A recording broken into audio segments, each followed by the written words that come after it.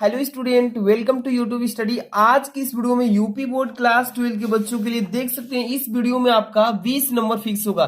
10 number important गद्यांश और 10 number का यहाँ पे इंपॉर्टेंट पद्यांश। तो आज की वीडियो को पूरा अंत तक देखते रहिए। वीडियो तुरंत लाइक कर दीजिए, चैनल पर नए हैं तो तुरंत सब्सक्राइब करके बेल आइकन प्रेस कर लीजिए, क्योंकि यहाँ पे Hindi, English, physics, chemistry, bio का सभी का इंपॉर्टेंट क्वेश्चन यहाँ पे मिलता रहेगा।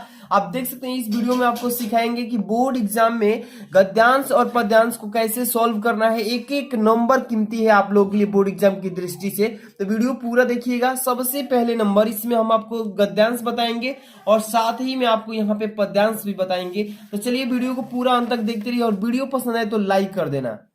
यहाँ पे देख सकते हैं सबसे महत्वपूर्ण पहले हम करेंगे गद्यांश। इसको वेरी आईएमपी में रखा गया है, ये काफी बार बोर्ड एग्जाम में पूछा भी गया है। देख सकते हैं सबसे पहले पढ़ेंगे कि क्या लिखा गया इसमें कि भाषा स्वयं संस्कृत का एक अटूट अंग है। कह रहा है कि भाषा जो है स्वयं संस्कृत का एक अटूट अंग है।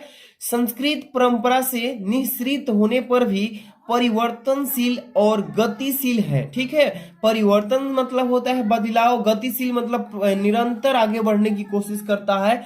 उसकी गति विज्ञान की प्रगति के साथ जोड़ी जाती है। अब देखिए इसके बाद वैज्ञानिक आविष्कारों के प्रभाव के कारण अद्भुत नई सांस्कृतिक हलचलों को शाब्दिक रूप देने के लिए भाषा के परंपरागत प्रयोग पर्याप्त नहीं है।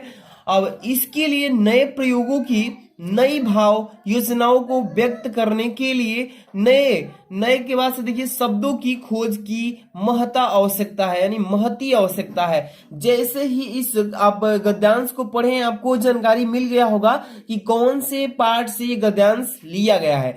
तो सबसे पहले आपको पहचान आना चाहिए। इसके बाद इसी में से देखिए क्वेश्चन भी पूछे जाएंगे 5 टाइप के उपयुक्त। ऊपर जो दिए गए गद्यांश है, ये गद्यांश के पाठ और लेखक का नाम लिखिए। इसके बाद रेखांकित अंश की व्याख्या करना है। प्रस्तुत आवरण के माध्यम से लेखक ने किस बात पर बल दिया है, इस पर आप उत्तर देना है इसका।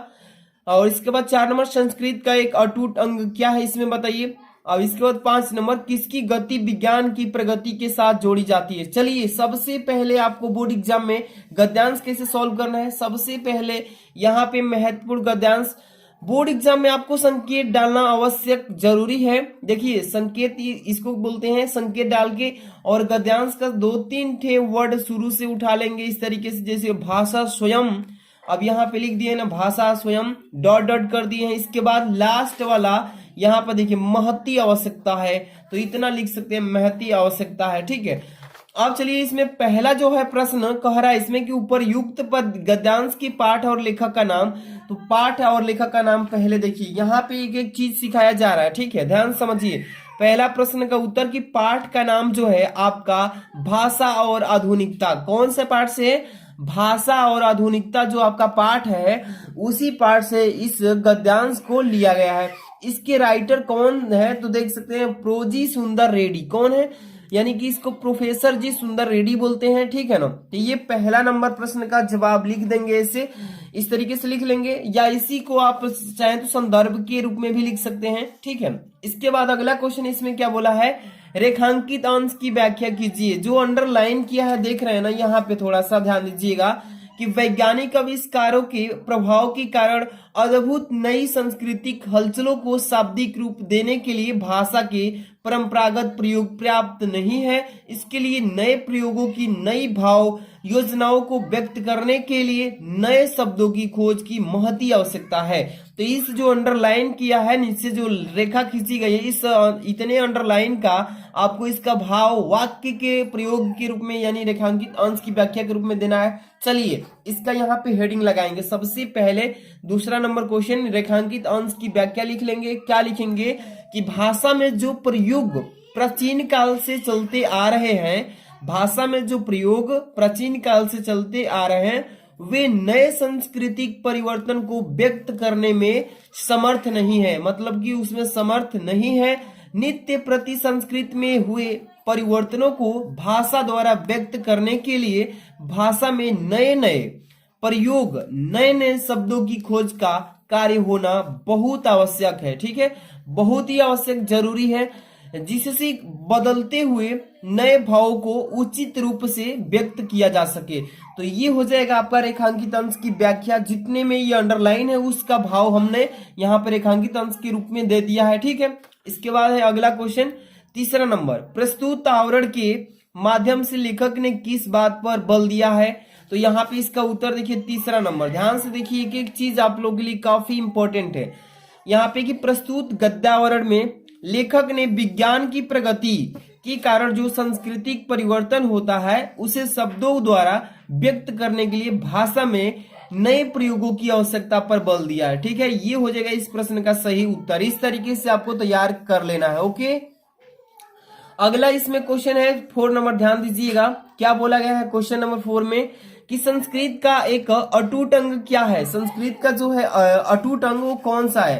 तो यहाँ पे आप देख सकते हैं, यहाँ पे 4 नंबर क्वेश्चन का आंसर कि संस्कृत ऊपर दिख रहा है ना सबको, संस्कृत का एक अटूट अंग भाषा है। संस्कृत का अटूट अंग क्या है, एक भाषा है। अगला प्रश्न है इसी में 5 नंबर कि किसकी गति विज्ञान की प्रगति के साथ जोड़ी जाती है। तो इसका 5 नंबर का उत्तर यहाँ पे ध्यान दीजिए कि संस्कृत की गति जो है विज्ञान की प्रगति के साथ जोड़ी जाती है। तो ये हो गया आपका पूरा गद्यांश का सोल्यूशन।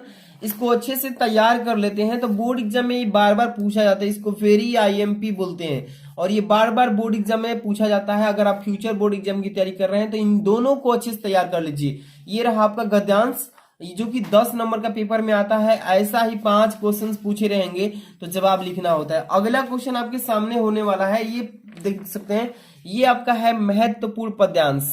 ये क्या है, महत्वपूर्ण पद्यांश है और ये भी पेपर में 10 नंबर का आता है। समझ लीजिए कितना इंपॉर्टेंस है। जितने भी बच्चे वीडियो को लाइक नहीं किए प्लीज वीडियो को लाइक कर दीजिए और चैनल पे नहीं तो सब्सक्राइब भी कर लीजिए ताकि ऐसे डेली इंपॉर्टेंट क्वेश्चन आपके पास सबसे पहले मिले। देखिए क्या लिखा है, पद्यांश जो है काफी इंपॉर्टेंट है कि मेरे प्यारे नौ जलद से कंज से नेत्र वाले जाके आए न मधुबन से औन भेजा संदेशा मैं रो रो के प्रिय विरह से बावली हो रही हूं। इसके बाद जाके मेरी सब दुख कथा शाम को तू सुना दे। तो ये इतने 4 लाइन का है ये आपका पद्यांश और ये बोर्ड एग्जाम में रिपीट करता है, बार बार पूछता है। और इस पद्यांश में 5 क्वेश्चन भी पूछे गए हैं कि उपरयुक्त पद्यांश के शीर्षक कवि का नाम बताइए। तो आपको मालूम होना चाहिए कि किस पार्ट से ये जो है पद्यांश लिया गया है, तब जाकर के 2 नंबर फिक्स कर पाएंगे पहला क्वेश्चन से। दूसरा है रेखांकित अंश की व्याख्या कीजिए। तीसरा है राधा किसके द्वारा कृष्ण को संदेश भिजवाती है। चौथा है कि कृष्ण का सौंदर्य कैसा है उल्लेख करके बताइएगा, ठीक है। इसके बाद 5वां है कि राधा की मनोदशा का वर्णन कीजिए।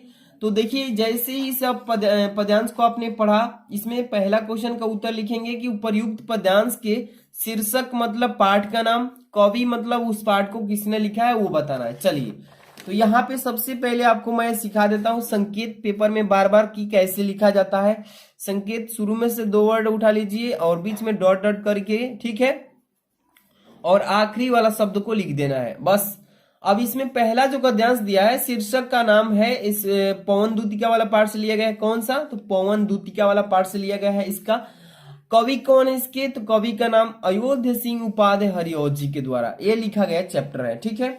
इसमें क्वेश्चन नंबर 2 क्या लिखा है, 2 नंबर कि रेखांकित अंश की व्याख्या कीजिए। तो इसमें देखिए अंडरलाइन जो है नहीं किया हूं, अभी देखिए मैं बता देता हूं कहां से कहां तक किया था।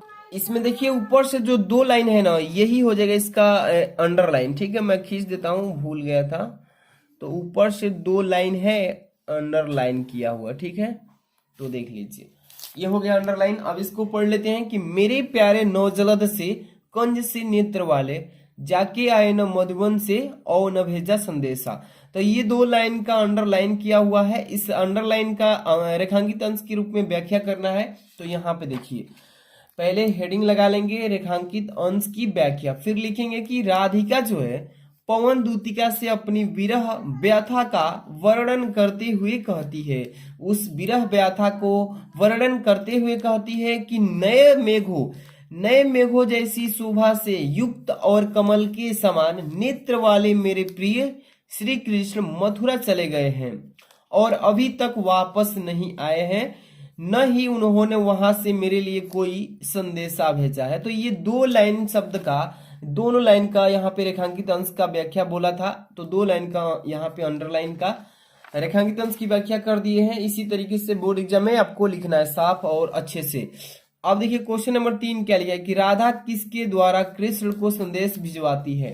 राधा किसके द्वारा, तो यहाँ पे देखिए क्वेश्चन नंबर तीसरा है कि राधा जो है पवन दूतिका द्वारा कृष्ण को संदेश भिजवाती है।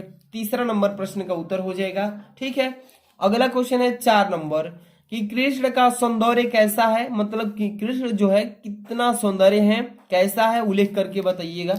तो यहाँ पे देखिए लिखेंगे इसका 4 नंबर का उत्तर कि कृष्ण आकाश से, देखिए कृष्ण आकाश में छाए नवीन मेघों के समान रूप वाले हैं। ठीक है, अब तथा उनके नेत्र कमल के समान है, जो उनका नेत्र है कृष्ण का वो कमल के समान है। अगला प्रश्न 5 नंबर, राधा की मनोदशा का वर्णन कीजिए, इस प्रश्न में पूछा गया है। तो देखिए इसका उत्तर लिखेंगे कि राधा श्री कृष्ण के विरह में रो रो कर पागल हो रही है। तो ये हो गया 5 क्वेश्चंस। इसी तरीके से बोर्ड एग्जाम में लिखेंगे साफ साफ, तो 10 नंबर में 10 नंबर अचीव करने से कोई नहीं रोकेगा। तो ये दोनों जो वीडियो है, दोनों जो गद्यांश पद्यांश है, इसको अच्छे से रिवाइज कर लीजिए। वीडियो को 1-2 बार देखकर वीडियो को लाइक कर देना, चैनल पे नए तो सब्सक्राइब कर लीजिए, टेलीग्राम जरूर ज्वाइन कीजिए, वहां पे पीडीएफ भी सेंड कर देंगे। मिलते हैं नेक्स्ट वीडियो में। Thanks for watching.